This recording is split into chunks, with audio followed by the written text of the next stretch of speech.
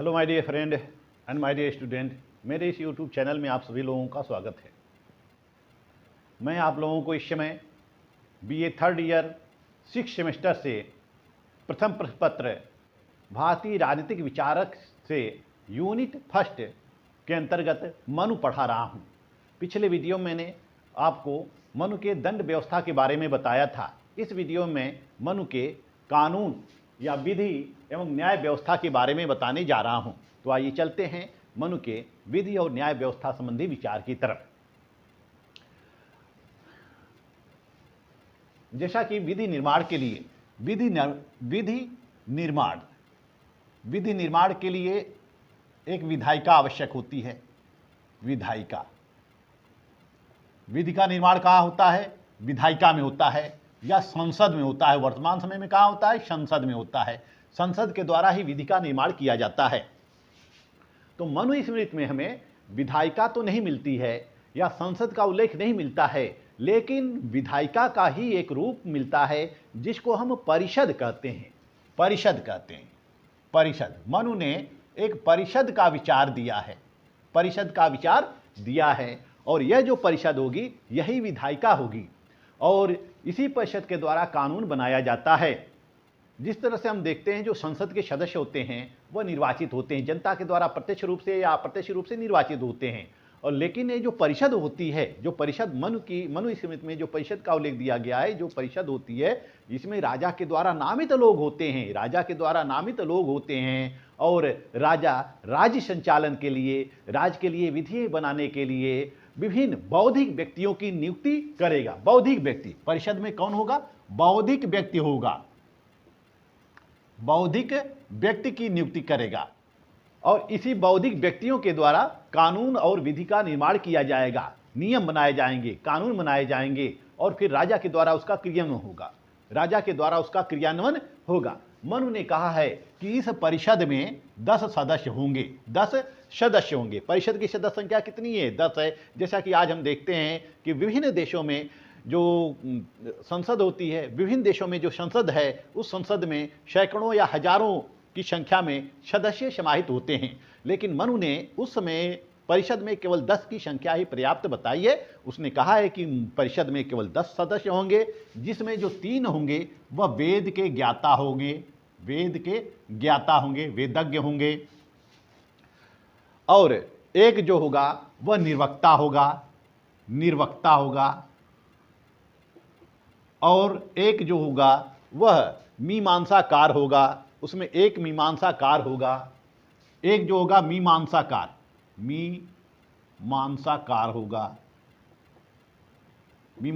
होगा। और जो एक जो होगा वह निरुक्त होगा। और जो 3 होंगे वो विभिन्न व्यवसायों के प्रतिनिधि होंगे। 3 जो होंगे वो विभिन्न व्यवसायी होंगे। और एक राजा होगा, यानी कि 3, 4, 5, 6, 3, 9, 1, 10। एक राजा स्वयं होगा। राजा भी इस परिषद का अध्यक्ष होता है। यानी कि 10 व्यक्ति मिलकर क्या बनाएंगे? पूरे राज्य का संचालन करने के लिए विधि बनाएंगे, कानून बनाएंगे, विधि का निर्माण करेंगे। मनु ने कहा है कि यदि 10 व्यक्ति न मिले तो क्या होगा? मनुस्मृति में यह भी उल्लेख मिलता है कि यदि 10 व्यक्ति न हो तब क्या होगा? तो ऐसे में मनु कहते हैं कि तब 3 व्यक्ति ही काफ़ी हैं। 3 व्यक्ति ही काफ़ी हैं जो वेदों का ज्ञान रखते हों। तीनों में से एक व्यक्ति सामवेद को जानने वाला हो और एक व्यक्ति ऋग्वेद को जानने वाला हो और एक व्यक्ति यजुर्वेद को जानने वाला हो। यानी कि सामवेद, हमारे धर्म में वेदों की संख्या 4 है। सामवेद, ऋग्वेद,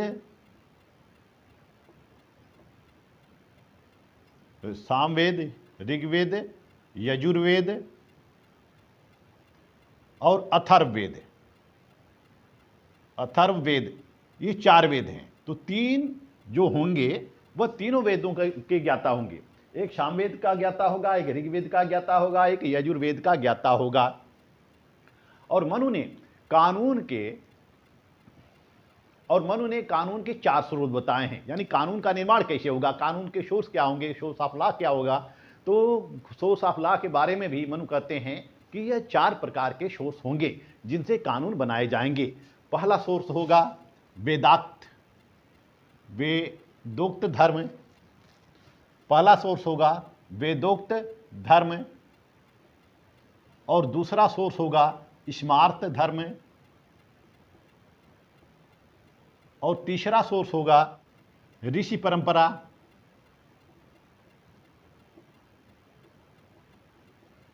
चौथा सोर्स होगा अंतरात्मा या नैतिकता। ये 4 सोर्स का वर्णन किया गया है मनुस्मृति में। ये 4 सोर्स। वेदोक्त धर्म का मतलब है जो विभिन्न वेद हैं, उस वेद में जो धर्म के आचरण के नियम दिए गए हैं, जो जीवन यापन के नियम दिए गए हैं, जो हमारे दैनिक नियम दिए गए हैं, उन नियमों को, वेदों के उन नियमों को या धर्म के उन नियमों को हम कानून का रूप देंगे। उसमें धर्म ही प्रधान था, धर्म ही मुख्य था, और धर्म के अनुसार ही राजा न्याय करता था और धर्म के अनुसार ही आचरण करता था। इसलिए धर्म को प्रमुख स्थान दिया गया है। धर्म के अनुसार ही न्याय की परिकल्पना की गई है, धर्म के अनुसार न्याय की ही व्यवस्था की गई थी। तो जो वेदोक्त धर्म होगा वह वेदों से प्राप्त होगा, जो स्मार्त धर्म होगा वह किससे प्राप्त होगा, वह परिषद के द्वारा प्राप्त होगा। स्मार्त धर्म यानी कि जब जब विधायिका के द्वारा कानून बनाए जाएंगे तो उन कानूनों को संग्रह किया जाएगा और भविष्य में उन कानूनों को भी हम दृष्टांत के रूप में प्रस्तुत करेंगे। यानी स्मार्त धर्म यानी कि व्यवस्थापिका के द्वारा जो बनाया गया कानून है उससे भी वह भी एक कानून का सोर्स होगा, और भविष्य में विधायिका के द्वारा बनाए गए कानूनों को हम सोर्स के रूप में रखेंगे कि पूर्व में विधायिका के द्वारा या पूर्व में परिषद के द्वारा क्या क्या विधियां बनाई जाती रही हैं। तीसरा है ऋषि परंपरा। ऋषि महर्षि जो होते हैं उन्होंने जो परंपराएं स्थापित की हैं, जो नियम स्थापित किए हैं, जो आचार स्थापित किए हैं, यानी कि आचरण के नियम जो स्थापित किए हैं, उन नियमों को भी हम कानून के रूप में शामिल करेंगे। अंतरात्मा और नैतिकता हमारी जो कहती है, हम अपने कानून बनाने में अपने अंतरात्मा की आवाज़ का पालन करेंगे, नैतिकता का पालन करेंगे, क्या उचित है, क्या अनुचित है, क्या सत्य है, क्या असत्य है। तो इन चारों सोर्स को मिलाकर कानून बनाया जाता था। परिषद के द्वारा चारों सोर्स को मिलाकर कानून बनाया जाता था। केवल मोटवानी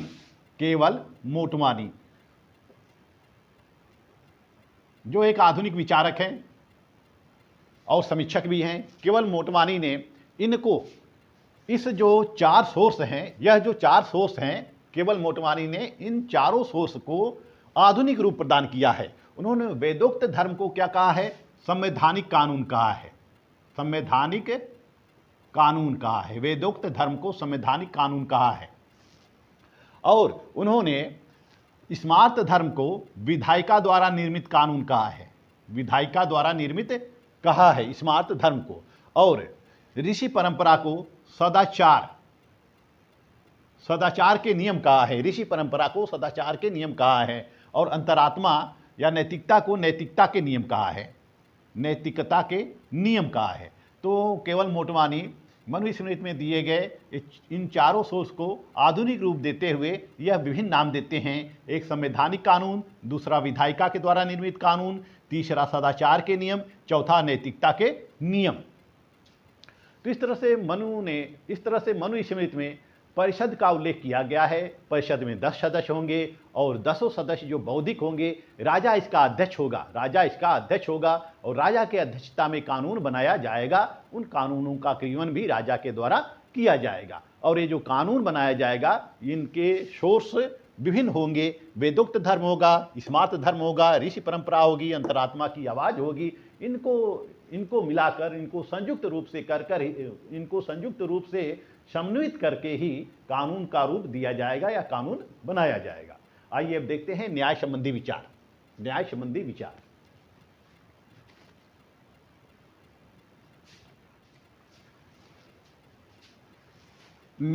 विचार। मनुस्मृति में न्याय व्यवस्था का विस्तृत वर्णन किया गया है। मनु ने 2 प्रकार के विवाद बताए हैं। न्याय की जरूरत क्यों होती है, न्याय की जरूरत इसलिए होती है कि समाज में विभिन्न व्यक्तियों में वैचारिक मतभेद होता है और वैचारिक मतभेद होने के कारण एक दूसरे से झगड़ते रहते हैं, संघर्ष करते रहते हैं और संघर्षों को समाप्त करने के लिए या संघर्षों को शांत करने के लिए हमें न्याय की जरूरत पड़ती है। क्योंकि न्याय दंड के द्वारा ही किया जाता है, यानी कि और जो कानून का उल्लंघन करता है, जो कानून का उल्लंघन करता है और कानून के विरुद्ध आचरण करता है, तो जब तक उसको दंड नहीं दिया जाएगा तब तक न्याय की स्थापना नहीं हो पाएगी, तब तक न्याय की स्थापना नहीं हो पाएगी। तो लोगों में संघर्ष किस कारण से होते हैं, यानी कि न्याय की स्थापना किस कारण से होती है या विवाद किस कारण होते हैं। मनु ने विवाद के दो प्रकार बताए हैं। मनुष्यों में विवाद होते रहते हैं, तो विवाद के दो प्रकार बताए हैं। यह विवाद क्यों होते हैं? पहला विवाद होता है हिंसा के कारण। व्यक्ति एक दूसरे से हिंसा करते हैं और हिंसा के कारण विवाद होते हैं, हिंसा के कारण विवाद होते हैं। दूसरा है धन के कारण विवाद होते हैं, धन के कारण विवाद होते हैं। यदि या तो व्यक्ति दूसरे को दुख पहुंचाता है और उसको मारता पीटता है या हत्या करता है, तो यह विवाद का कारण है। और दूसरा विवाद का कारण है, यानी पहला विवाद का कारण है यदि कोई व्यक्ति किसी व्यक्ति को शारीरिक चोट पहुंचाता है, शारीरिक क्षति पहुंचाता है, तो यह विवाद का कारण बनता है। दूसरा विवाद का कारण धन है। यदि कोई व्यक्ति किसी दूसरे के धन को अपहरण करता है, दूसरे की संपत्ति किसी भी प्रकार की हो, चाहे वह चल हो चाहे अचल हो, चल और अचल संपत्ति का अपहरण करता है, तब विवाद उत्पन्न होते हैं। और इन विवादों के निस्तारण के लिए मनु ने एक न्यायालय की स्थापना की है। उस न्यायालय को धर्म सभा कहा जाता है, धर्म सभा कहा जाता है, धर्म सभा। यह धर्म सभा तत्कालीन सर्वोच्च न्यायालय हुआ करती थी, न्यायालय थी। और यह हिंसा के कारण जो उत्पन्न विवाद होते हैं उनको फौजदारी, वर्तमान में फौजदारी कह सकते हैं, और धन के कारण जो विवाद होते हैं वर्तमान में उसको दीवानी कह सकते हैं। यानी कि जो धन के कारण संपत्ति संबंधी विवाद का निपटान कहाँ किया जाता है? दीवानी न्यायालय में किया जाता है। मारपीट और संघर्ष संबंधी विवादों का समाधान फौजदारी न्यायालय में किया जाता है, यानी कि क्रिमिनल कोर्ट में किया जाता है और सिविल कोर्ट में किया जाता है। दो कोर्ट के दो रूप मिलते हैं, एक क्रिमिनल कोर्ट मिलते हैं, एक सिविल कोर्ट मिलते हैं। तो इसी तरह से जो धर्म सभा होती थी, मनु स्मृति में जो धर्म सभा का उल्लेख मिलता है, यह तत्कालीन सुप्रीम कोर्ट हुआ करती थी, तत्कालीन सुप्रीम कोर्ट हुआ करती थी। इसके निर्णयों के विरुद्ध कहीं अपील नहीं की जा सकती थी। इसके अलावा स्थानीय स्तर पर, प्रादेशिक स्तर पर छोटे छोटे न्यायालय होते थे, जैसे कि गढ़ न्यायालय, गढ़ न्यायालय, गढ़ न्यायालय, जाति न्यायालय, जनपद न्यायालय, गढ़ न्यायालय, जनपद न्यायालय, जाति न्यायालय, जाति या कुल न्यायालय, जाति या कुल न्यायालय में किया, छोटे छोटे विवादों का निपटारा जाति या कुल न्यायालय में किया जाता है, जनपद न्यायालय में किया जाता है, गढ़ न्यायालय में किया जाता है। तो न्याय के छोटे छोटे न्यायालयों की भी चर्चा मनु स्मृति में की गई है। जो धर्म सभा होती है, इस धर्म सभा का जो अध्यक्ष होगा, जो अध्यक्ष होता है वह कौन होता है? राजा होता है। और राजा के अधीन विद्वानों की परिषद होती है, यानी कि विद्वान कौन होते हैं? ब्राह्मण होते हैं। ब्राह्मणों की परिषद होती है। तत्कालीन उस समय में ब्राह्मण ही विद्वान हुआ करते थे।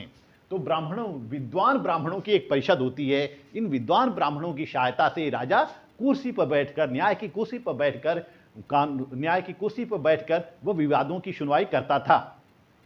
यानी कि ये जो विद्वान ब्राह्मण होते थे ये राजा के मंत्री हुआ करते थे, राजा के मंत्री हुआ करते थे। तो राजा मंत्रियों की सहायता से विभिन्न विवादों का सुनवाई, विभिन्न विवादों की सुनवाई करता था। विभिन्न विवादों पर सुनवाई करके वह निष्पक्ष निर्णय प्रस्तुत करता था। मनु कहते हैं कि यदि राजा स्वयं विवादों का समाधान न कर पाए तो वह योग्य ब्राह्मणों की नियुक्ति करे, उसको योग्य ब्राह्मणों की सहायता लेनी चाहिए। यानी कि राजा यदि अनुपस्थित है तो राजा की जगह किसी योग्य ब्राह्मण को उत्तरदायित्व सौंपा जाना चाहिए, किसी योग्य ब्राह्मण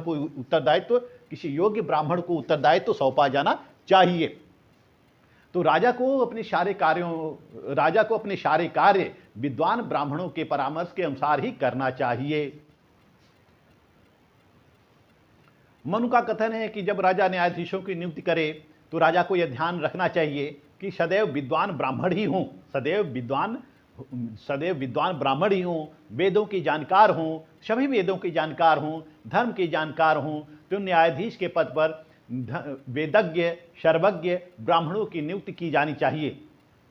और जो न्यायाधीश हों उनको यह आवश्यक है, उनके लिए यह क्वालिटी, यह गुण आवश्यक है कि वह अपराधियों के शारीरिक भाषा को समझ सकें, मुख संकेत को समझ सकें और अपराधियों के व्यवहारों को समझने के लिए मनोवैज्ञानिक शक्ति होनी चाहिए, साइकोलॉजिकली क्षमता होनी चाहिए कि वो व्यक्तियों के व्यवहारों को समझ सकें, अपराधों को समझ सकें, अपने ज्ञान के द्वारा, अपने अनुभव के द्वारा, अपने आंतरिक शक्ति के द्वारा वह यह पहचान सकें कि कौन व्यक्ति अपराध कर सकता है, कौन नहीं कर सकता है, किसके ऊपर गलत दोषारोपण किया गया है। तो इस तरह से विभिन्न परिस्थितियों की जांचने की क्षमता होनी चाहिए, उसको मनोवैज्ञानिक आचरण करने की क्षमता होनी चाहिए।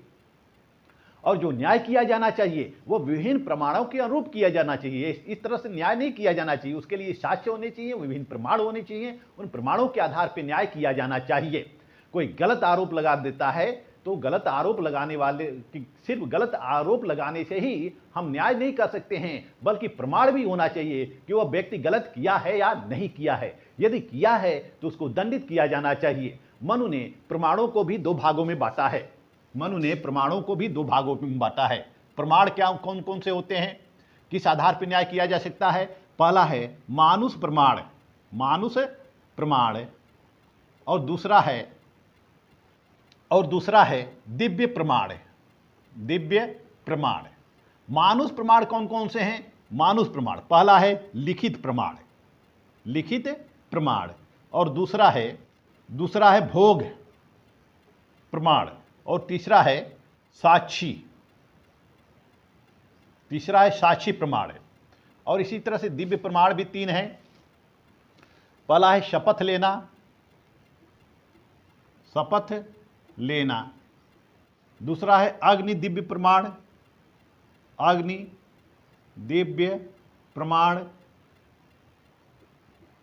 और तीसरा है जल दिव्य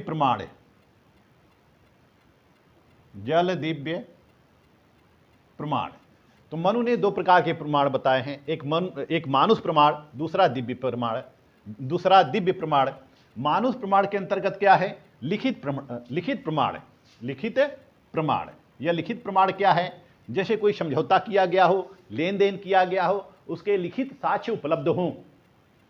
और लिखित में जो समझौता किया गया है उस समझौते का जब व्यक्ति उल्लंघन करता है या समझौते को भंग करता है तो किसी पक्ष को समझौते के भंग करने से हानि हो जाती है, तो फिर वह राजा के पास जाता है या न्यायाधीश के पास जाता है और न्यायाधीश उस लिखित प्रमाण के आधार पर सुनवाई करता है और पीड़ित व्यक्ति को प्रतिकर या क्षतिपूर्ति देने का निर्देश देता है। यानी कि लिखित प्रमाणों के आधार पर न्याय किया जाना चाहिए। इसी तरह से भोग प्रमाण के आधार पर, यानी कि भोग का मतलब क्या है? नियंत्रण से है, किसी वस्तु पर या किसी चीज पर किसका नियंत्रण है, उस नियंत्रण को भी ध्यान में रखकर न्याय किया जाना चाहिए। यानी कि कोई व्यक्ति किसी जमीन पर लंबे अरसे से रहता चला आया हो और कोई व्यक्ति जिस व्यक्ति से विवाद है वह उस व्यक्ति को बेदखल करके उस पर अपना कब्जा कर लेता है, तो इस आधार पर न्यायाधीश को निर्णय करना चाहिए कि कौन व्यक्ति कितने समय से उस वस्तु का उपभोग कर रहा हो,